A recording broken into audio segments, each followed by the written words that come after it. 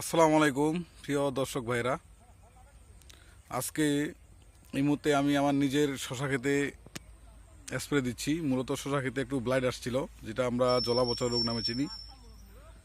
তো এই জলাপচা রোগের প্রতিকারের জন্য প্রথম পর্যায়ে একটা জলাপচা লাগছিল, তখন আমি হাসিন স্প্রে দিছিলাম। ইনশাল্লাহ সমস্ত কিছু দমন হয়ে গেছে।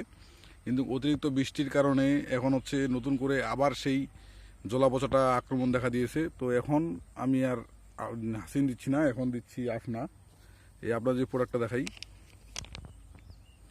এই যে আফনা।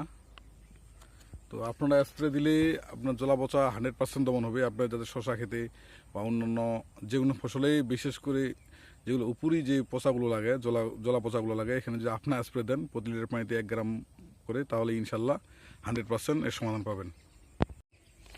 এই যে দেখেন আপনা, মূলত আমার 50 শতকের 1 বিঘা জমিতে শশা আছে। তো এখানে মোটামুটি 5 মেশিন হলে হয়। তো আপনারা আমি নিচ্ছি 100 গ্রাম।